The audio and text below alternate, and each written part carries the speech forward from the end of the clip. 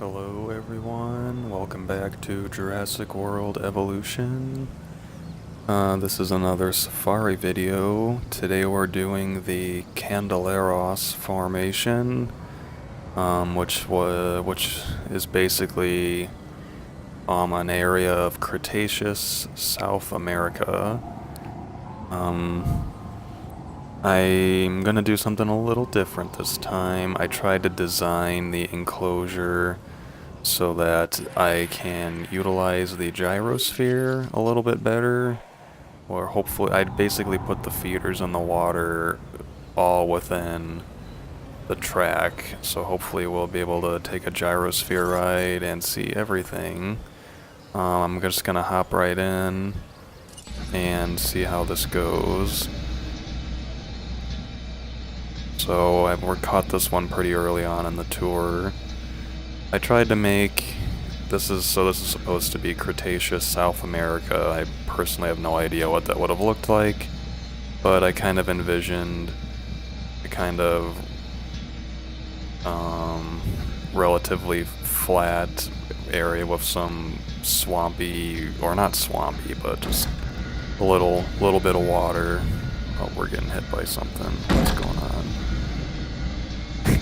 You can only move the camera a little bit in these, but something just hit us. Anyway, so you can't really zoom in and out. We're gonna take the Jeep later, but... So in front of us we have an abelisaurid called Icrixinatosaurus, right in front of us there on the left. I'm using the in-game model of Majungasaurus for this dinosaur. They would have looked fairly similar. They're in the same family of carnivore. And yeah, I'm not sure if I'm pronouncing that correctly. I'll have the full name in the description of the video, but... Alright, so in front of us here we have... I'm using the Muttaburrasaurus model for basically what is described online as an unknown iguanodont. So it's something related to iguanodon, but they can't tell. There's just a footprint that looks like it's a member of the iguanodon family, but no other fossils. So the estimated size of this dinosaur was much closer to Muttaburrasaurus than iguanodon, so I went ahead and used Muttaburrasaurus instead. Yeah, literally just, it doesn't even have a name, it's just unknown iguanodont.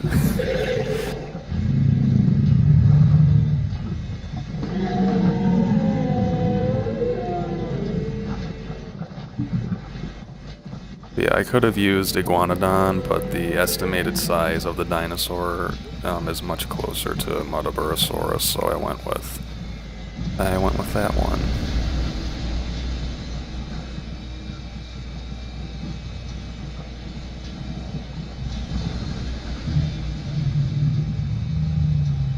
I wish that you could either take pictures and zoom in from the gyrosphere, or that you could have a wider range of motion.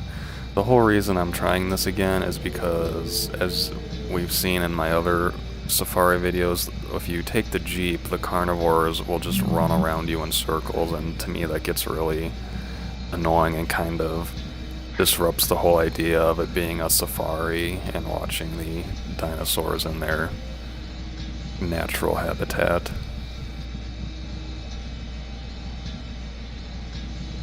Alright, down over there on the left, we have a dinosaur called Bicentenaria, which is a coelurosaur found at this formation, the Candeleros formation.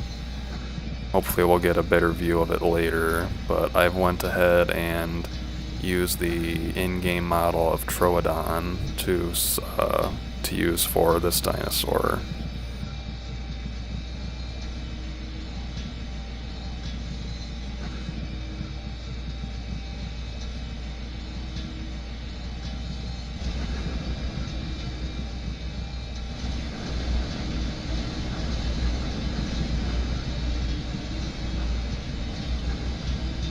And there's nothing in front of us for now. Sorry about that.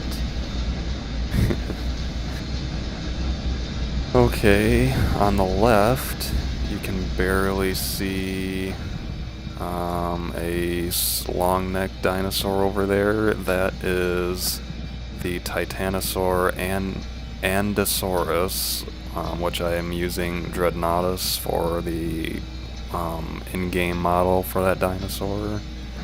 I've been using Dreadnoughtus a lot because a lot of these foreign dinosaurs are titanosaurs, and that's the only titanosaur in this game so far anyway. There goes the Bicentenaria again. I have no idea if I'm doing my best to pronounce these correctly, but I'll have all the names in the description, and I'll kind of explain what I substituted them with, and what dinosaur I used, and what dinosaur it's supposed to be.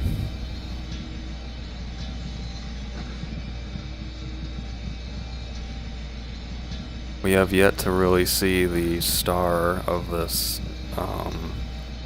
this formation, and the dinosaur that's it's probably most well known for. Hopefully we'll see one soon. I think I see, can't tell if they're too far away. I think I might see one of them dip straight ahead though.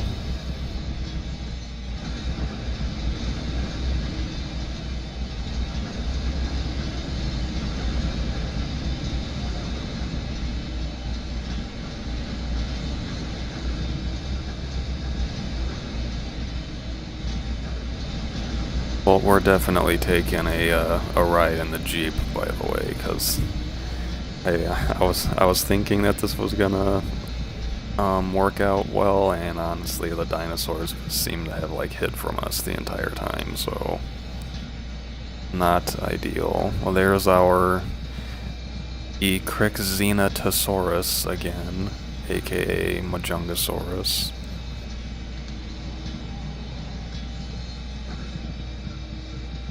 Oh, there it is, off to the left.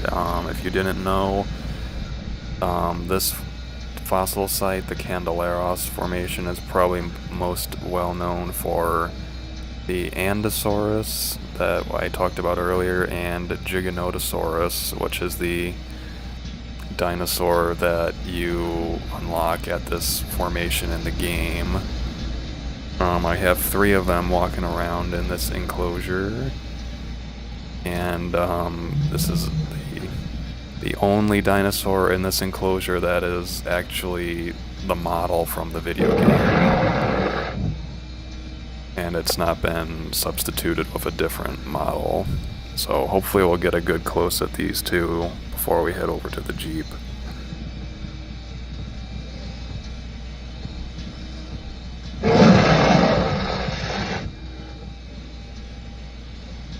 Not really. I have a feeling they may have been what hit us earlier on in the ride, though. I think I need to build a fence or a gate really quick.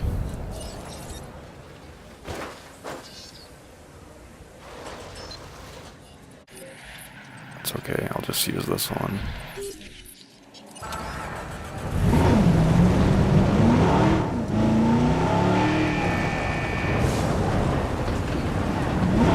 This is our Jurassic Asia exhibit, by the way. I haven't really... That was the first... I think that was the first one I did a safari video on. I haven't changed that one since then. Alright, here we go. And we can immediately see way more dinosaurs than we did initially. Alright, so there's our Andosaurus, which like I said, we're using Dreadnoughtus for. And those dinosaurs over there are Limesaurus, Once again, I'll have all these names in the description, but this was a sauropod that I'm using Apatosaurus for the stand-in model. The actual dinosaur Limesaurus was probably not quite as big as Apatosaurus, but this was probably the closest one I could use.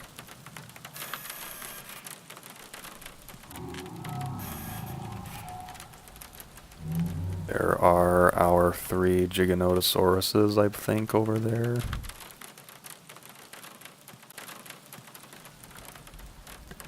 And our Ecrixenatosauruses in the distance.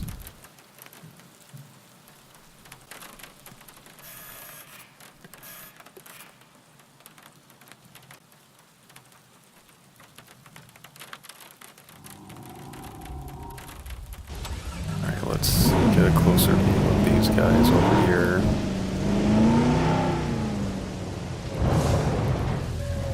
There's our unknown iguanodont again. I'll put a link to the site that I'm using as like a reference so y'all can see what I'm talking about. You can see the size comparisons and what I'm using to put this information together.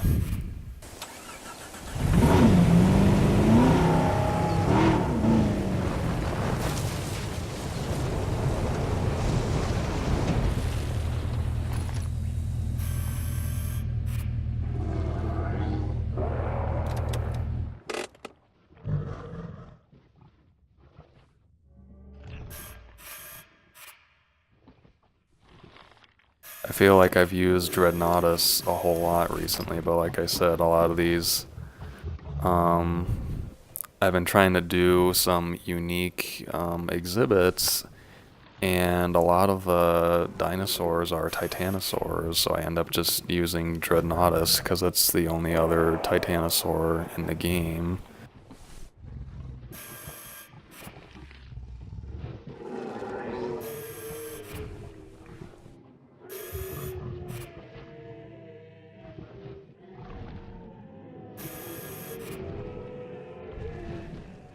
So my understanding in this ecosystem anyway is that Giganotosaurus would obviously be the apex predator, and I've read that it preyed on the sauropods. Some people think that Giganotosaurus hunted in groups, which would be pretty terrifying.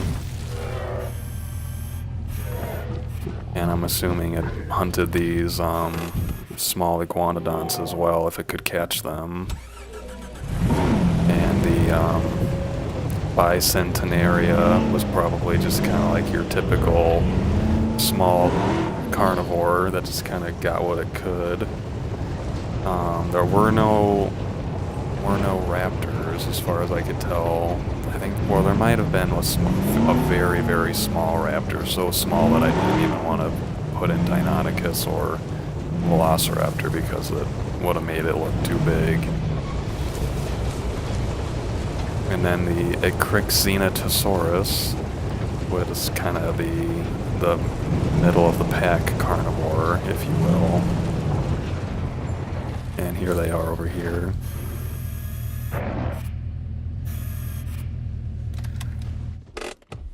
I'm using Majungasaurus quite a bit as well because, see what I mean? They like came all the way across the map to chase me down and run around in circles around the Jeep.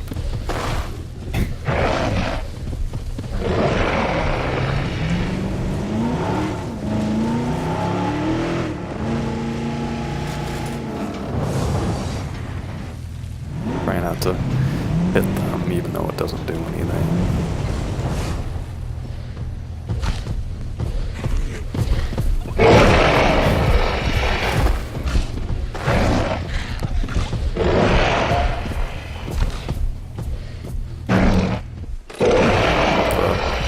Bicentenarias were just trying to eat, and I'm sure that didn't happen. Alright. We're gonna drive to the other side of the enclosure to get them off our backs.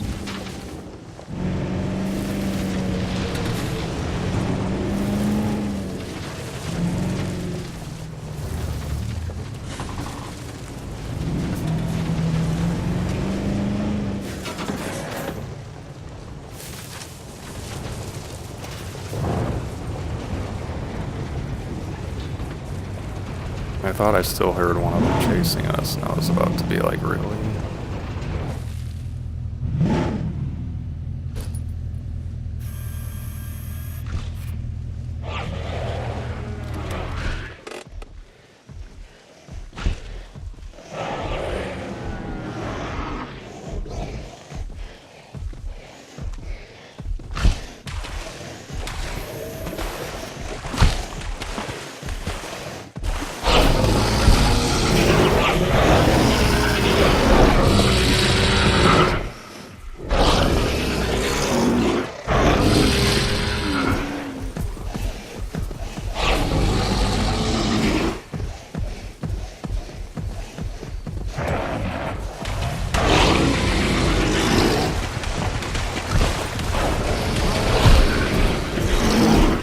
Like even when I'm standing perfectly still, they will go into round in circles around the Jeep mode.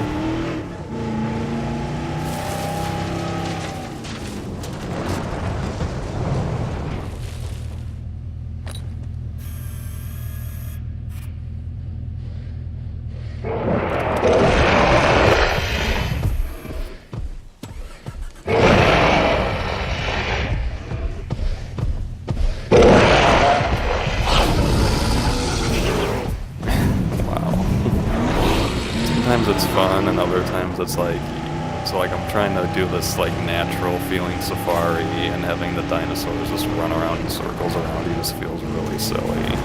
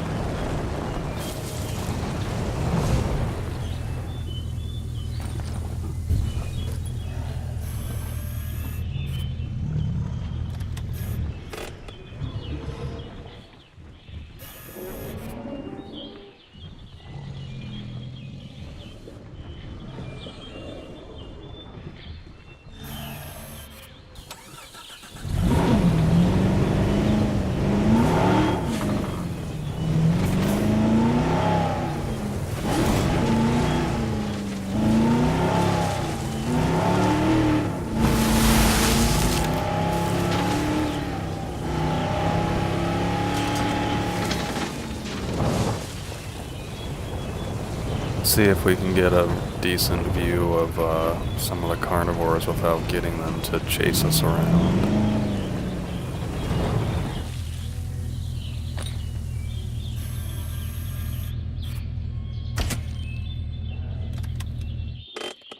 As you can see, those three are a pack together. I modified the social gene so that the social or group number was 3.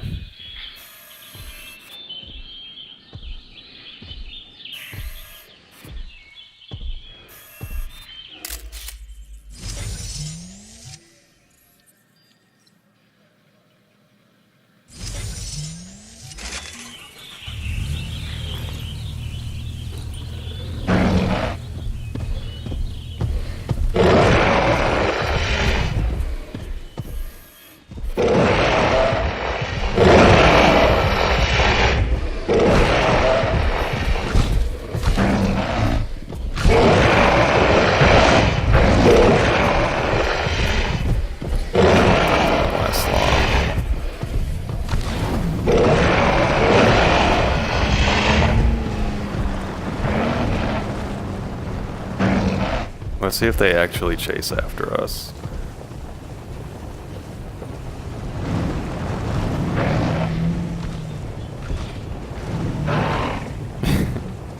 They do. Wow.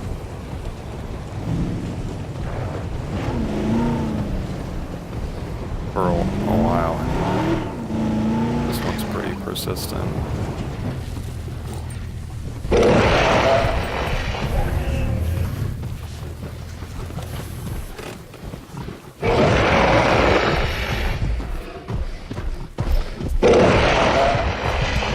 I do think that for my next one of these, I'm gonna think of making it so the dinosaurs actually kill each other, rather than just having the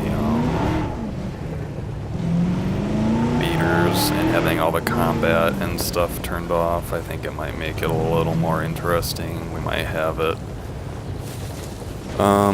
It might, I don't know. If we have, the only issue is that like all the smaller carnivores might just get, like, you know, the Majungasaurus in particular might just get completely annihilated really quick, and then we don't get to see that species hardly at all.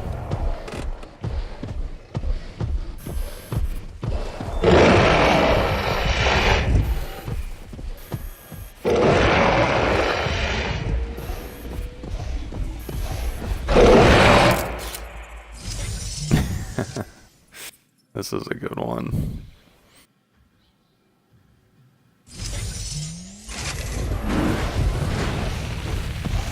Whoa. They pushed the car into the ground. Let's see if we can lure them over here and we can get a good shot with all the carnivores and the sauropods all together.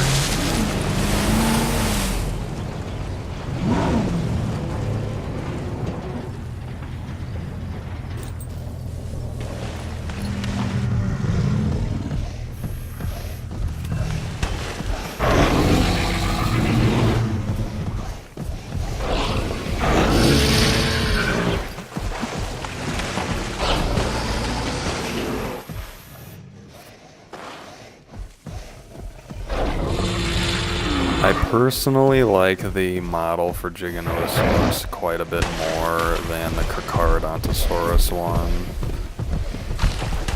That's just me though. I think I like Carcharodontosaurus a lot as a dinosaur. I just felt like the model that they put in for this game, it might just be the skins, but like the model for Giganotosaurus looks way more detailed. Here's our little Solorosaur again, Tenaria. Oh, jeez.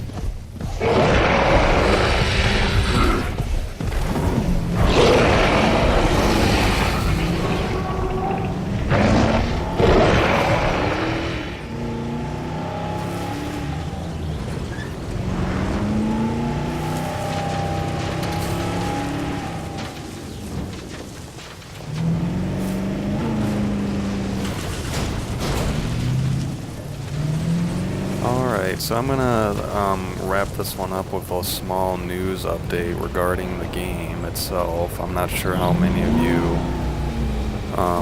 stay up to date with what's going on with this game, but supposedly there is a small update coming in April, followed by a much larger update later in the summer, perhaps. I know I saw a picture of what looks to be a new skin for Carcharodontosaurus. So, I mean, new skins are cool, for sure. I have a feeling that whatever they have planned for later this summer will be a much bigger DLC, and maybe whatever comes out in April might just be more skins or a new thing to do to unlock more skins. To do. So anyway, I hope you can understand why I prefer to take the gyrosphere tour rather than the Jeep. But as you can see, when you're in the gyrosphere, it's kind of hit or miss as to whether or not the dinosaurs actually interact with or come close to you at all, and then the amount that you can move the camera is extremely limited, and you can't zoom in at all either. So and it's like, okay, I got to use the Jeep for my safaris. But with all that being said, I hope that you all enjoyed Cretaceous South America Candeleros Formation Edition. I have a couple other safaris I might think of doing, but for now I'm kind of waiting to find out what's the next big thing for this game. I'm still trying to complete all of the Jurassic difficulty challenge modes, which, I'll be honest, once you've done a couple of them on Jurassic difficulty, you're kind of like, alright, this is pretty hard. I don't really want to do all these. At least the islands are surprisingly, playing through each island actually feels pretty different. I went from Isla Pena to Isla Sorna, probably the biggest jump in island difference you can have, and it does feel quite a bit different in that regard. So anyway, thank you all for watching. I hope you all enjoyed this one, and have a good one. Bye.